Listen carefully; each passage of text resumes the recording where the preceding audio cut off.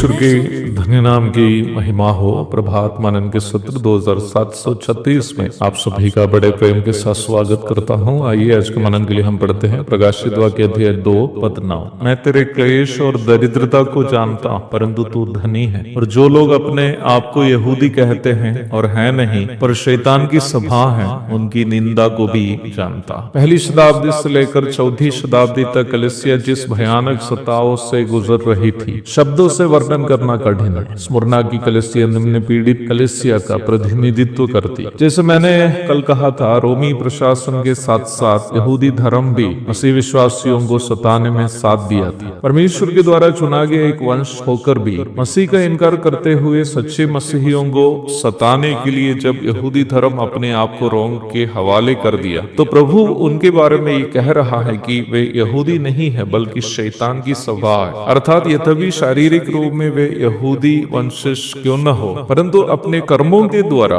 वे ये साबित कर रहे हैं कि वे यहूदी नहीं हैं, अथवा अपने कर्मों के कारण वे ये इनकार कर रहे हैं कि वे यहूदी हैं। आज के तथाकथित ईसाई धर्म के सदस्यों को देखकर भी प्रभु को इसके अलावा कुछ भी कहने के लिए नहीं होंगे। खुद को नामी चर्च के सदस्य तथा कुलीन और यहूदी वंशज आदि दावा करते हुए भी जब प्रभु यीशु मसीह के साथ व्यक्तिगत संबंध रखे बिना सांसारिकता में जीने वाले सभी तथाकथित मसीहियों को देखकर भी प्रभु यही कहेंगे कि ये तो शैतान की सभा। जैसे कि मैंने पहले बताया, प्रथम 3 शताब्दियों में मसीह विश्वासी विशेषकर स्मुरना आदि क्षेत्रों में जिस प्रकार के सताओं से गुजरे, कहने के लिए मुझे स्वयं डर लग रहा है। मसीह विश्वासियों को सड़े लाशों के साथ जानवरों के चमड़ों से लपेटकर मरुभूमियों में धूप में डाल देते थे। जैसे जैसे धूप में चमड़े सिकुड़ जाते हैं, सड़े लाश के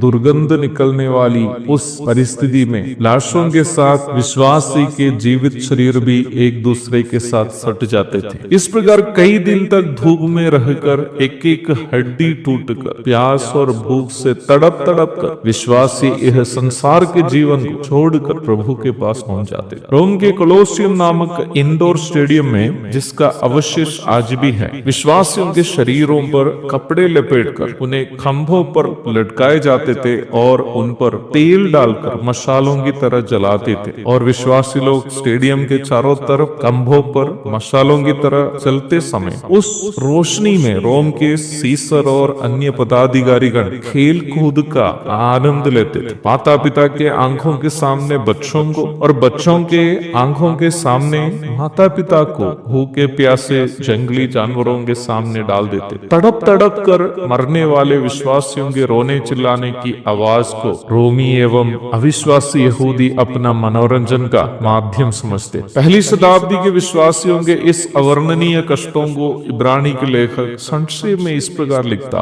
कई एक तटों में उड़ाए जाने और कोड़े खाने, वरन बांधे जाने और कैद में पड़ने के द्वारा परखे गए, पथराव किए गए, आरे से चीरे गए, उनकी परीक्षा की गई, तलवार से मारे गए, वे कंगाली में और क्लेश में और दुख भोगते हुए भेड़ों और बकरियों की खाले ओढ़े हुए इधर उधर मारे मारे फिरे, और जंगलों और पहाड़ों और गुफाओं में और पृथ्वी की दरारों में भटकते फिरे। संसार उनके योग्य ना था। इब्रानी 11 की 36 से 38 तक। प्रभु इन कष्टों को सहने वाली पीड़ित कलीसिया से कह रहा है कि इन सारे कष्टों को सहते हुए भी तू धनी है। इन सभी कष्ट तथा दरिद्रता के बावजूद तू धनी है। लेकिन कैसे? इस प्रश्न का उत्तर मिलने हेतु मैं आपको 2 पद दिखाना चाहता हूँ। पहले हम इफिसियों 3:8, फिर हम कुलोसी 1:27 पढ़ेंगे। इफिसी 3:8 में हम इस प्रकार पढ़ते हैं: मुझ पर जो सब पवित्र लोगों में से छोटे से भी छोटा हूँ, ये अनुग्रह हुआ कि मैं अन्य जातियों को मसीह के